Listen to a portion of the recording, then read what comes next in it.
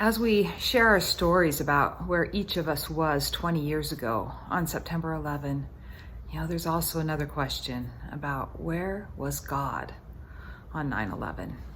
And I have a story, a personal experience from that day that sheds a lot of light on that and answered that question for me, at least in part.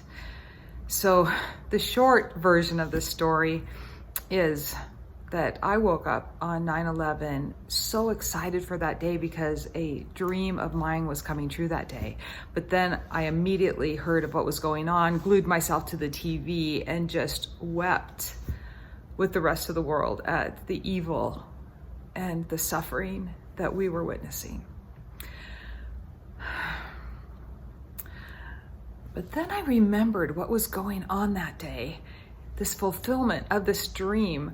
I am a closet singer-songwriter, and my CDs were being burned or printed at the manufacturer that day. A year's worth of work, a project I never expected to create.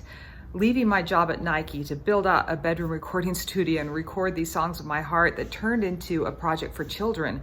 And so I had created, and what was being burned the very day that those towers were falling was an audio program for kids, where it was for the entire purpose of reminding them of who they really are, of bringing calm to them, of helping them center and feel the light and love that is who they are.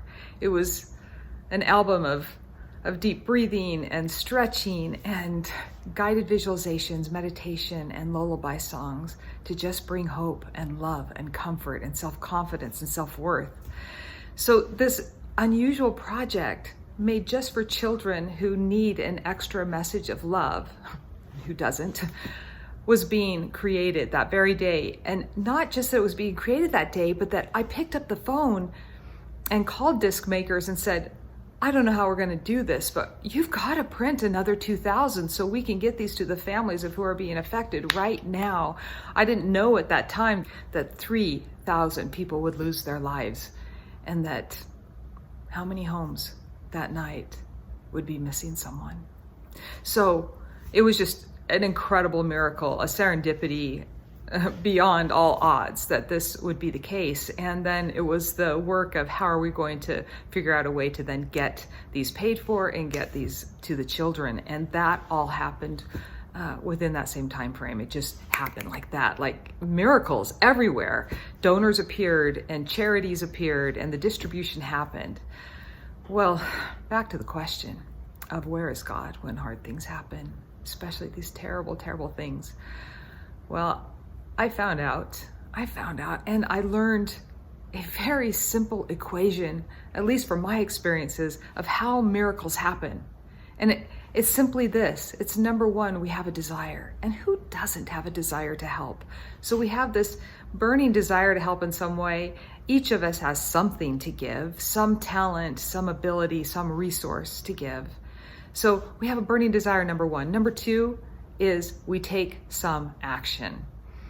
Now, the action I took a year previous, having no idea that this was going to happen, was an action that was kind of ridiculous, kind of didn't make any sense, to leave a perfectly great job and then step into doing something where I had no idea if anything I would create could make it to any other person, if anybody would even care. But I just had this desire and I took this action, and then that's only 10% of the equation. The other 90% is believing that God will take your effort and your pure desire and make something of it, that he will touch it and make it shine and help it get to where it needs to go.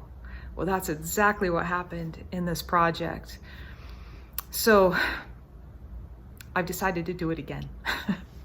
I've resurrected that whole project because it's all messages that are timeless. It's messages that each one of us need to be reminded of and need to hear, and especially the children. And this day now, where we've got masks and vaccines and a pandemic and viruses out of control and fear everywhere, the children are heavy with this everywhere. I heard a statistic that said 30% of the kids in America, 30% are clinically depressed. Now, I don't know if that's correct. There's all kinds of studies out there, but even if it's a fraction of that, that would just be the ones being reported. And we all know that only a fraction gets reported. So we know that there is this heavy toll that is being taken on our children today, a toll about them feeling safe in the world, them knowing who they are, them realizing that they have a mission in life, they have purpose, that they have greatness inside, and that hope is greater than fear, that love is more powerful than any fear, and that together, as we bond together in this hope and love and light and come up out of the malaise, out of the fear, out of the terror, that we can take action, and then we have all of this power, this 90% that can come into play and bless us and move us forward and open up paths for us and create something powerful and beautiful and overcome whatever is dark and is holding us down. There's so many beautiful messages that are needed today. So I am inviting you to join with me in creating another miracle, just like 20 years ago when these CDs were able to get to the kids. Well, now I have an app. It's the same content, the same program. You're welcome to listen to that and get this out. So for every program that is purchased for yourself, your family, the kids in your life, we are donating a program, the complete program, to a child in need. And boy, are they everywhere. Just the charities alone.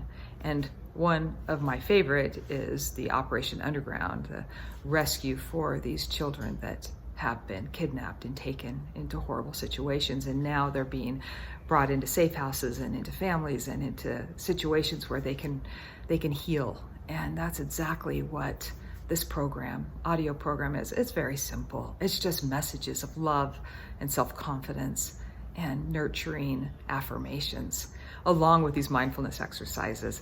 So if you would like to join with us in either just donating these programs to kids or getting one for the children in your life, and then we will give one to a child in need, we'd love for you to join us and do that. Just remember, for your own challenges and your own hardships and the things weighing you down, have a desire for goodness. Believe it's possible.